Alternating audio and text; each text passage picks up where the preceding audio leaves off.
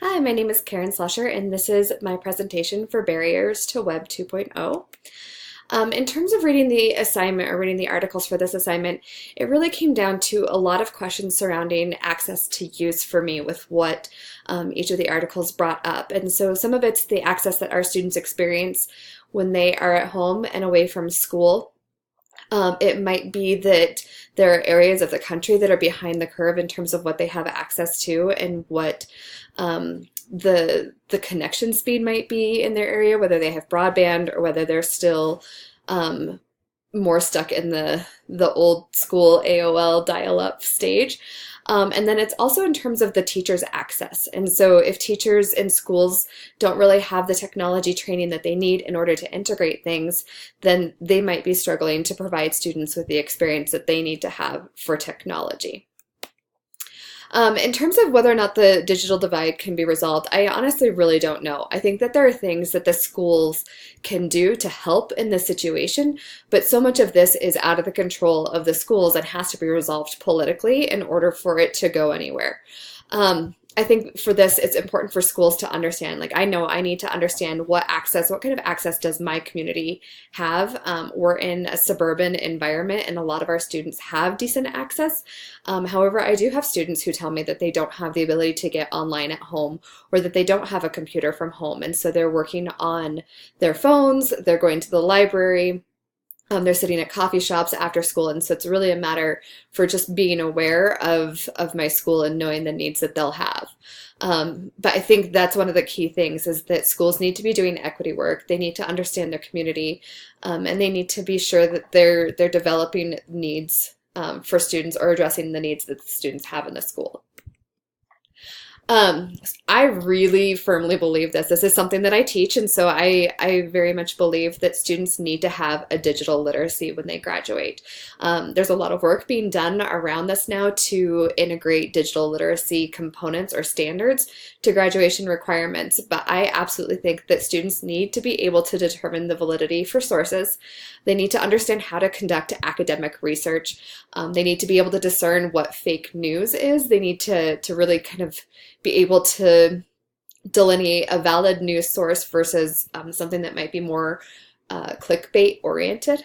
I think they also need to have an understanding and have practice with online civic engagement. So this might be their engagement through social media, it might be through an online class, but they really need to understand how to interact with one another civically and ethically and morally in the online communities.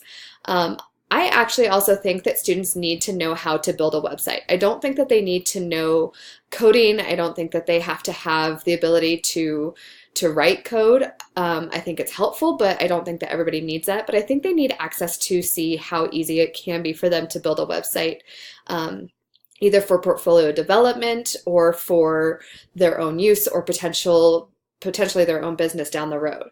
And I think they also need to be able to effectively participate in an online community.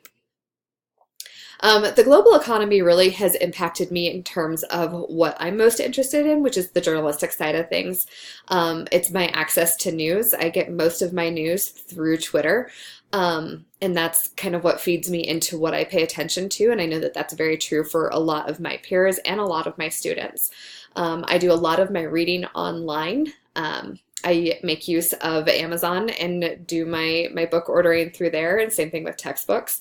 It's my incorporation of supplies. I actually feel like I have easier access to getting some supplies into my classroom because of the global economy.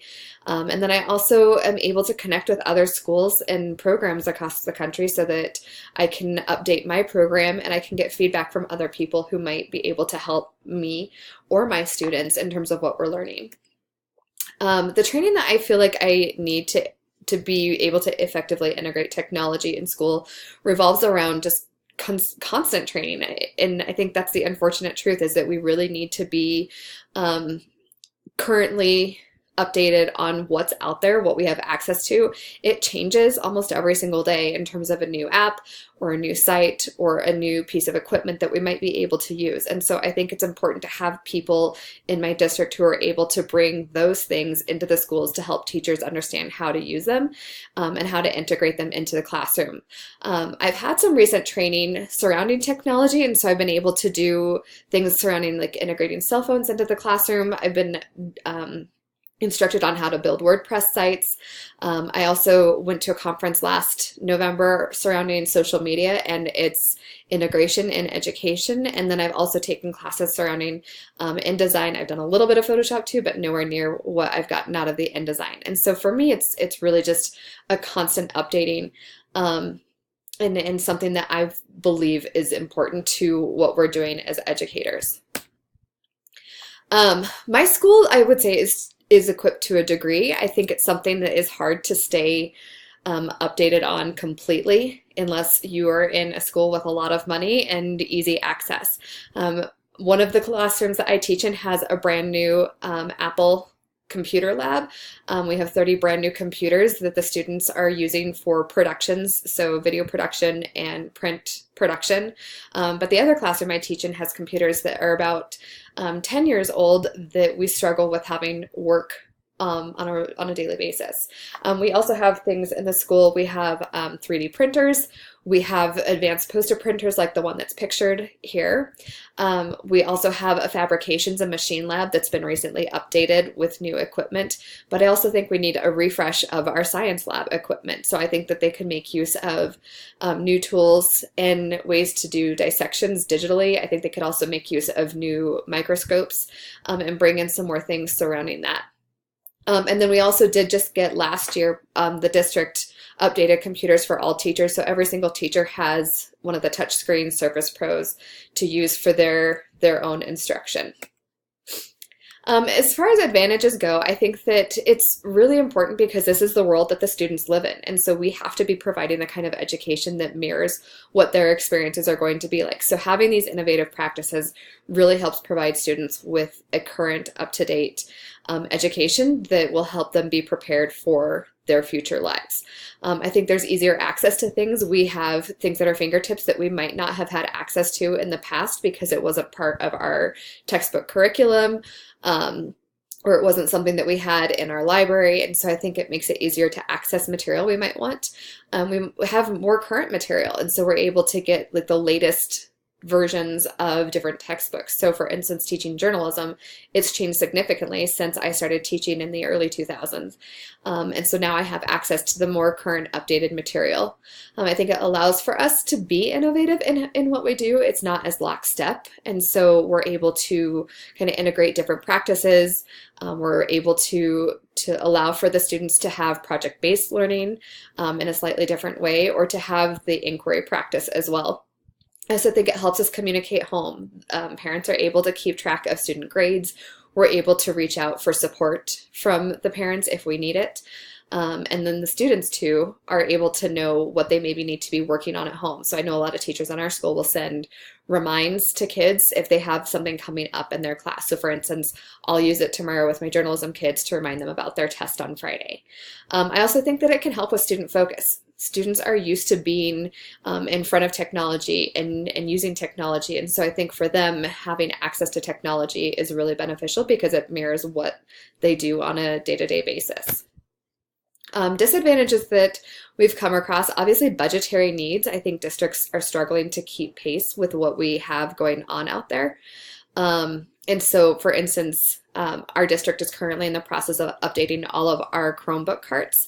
But the company for a school district with 50,000 students in it, it's hard to get every single classroom updated at the same time from a company that is working to update schools across the country. And so I think that's one of the biggest issues. And then I think too, teachers are at various stages of use. I feel very comfortable with most technology, and even if I don't know it, I'm willing to just jump in and do it. However, that's not the case with a lot of teachers. I think we also run into situations where the equipment breaks. So in one of my labs, two of the computers are currently not working, and so it's a matter of getting people in to fix those computers. And so it's hard for me in a class where I have 30 kids and 28 computers that work to have other possible solutions that will work with what we have access to at that time. And then I think one of the biggest disadvantages that we have is just the equity component. And so really knowing whether or not our students have access outside of school, being able to problem solve for them, making sure that they still have the access to technology while they're at school. And so I think that's one of the biggest pieces that educators are having to weigh. And then I also think that student focus can also be a disadvantage as well as the advantage. I think students can tend to want to just be on the screen rather than listening for direction, and it's just problematic in terms of that, but that comes back to good teaching. So as long as I'm doing what I need to be doing, or my teachers I'm evaluating are doing what they need to be doing with good teaching, student focus will be okay. And then as far as cyberbullying goes, I have seen it multiple times in school. I actually think that because of what I teach, I get a lot of students coming forward to me and sharing cases of cyberbullying because they understand that what I talk about relates directly to some of the things that they see. And so I've actually filed multiple reports within our dean's office to address this. And so even though we have a no tolerance policy, we still find that it's impossible to really get rid of cyberbullying. Students know how to get around it. They know how to hide things. They know how to keep it out of sight. And so I think it really is just a matter of relying on students to come forward to share the information so that we are able to kind of head that off. And that is my insight for Web 2.0.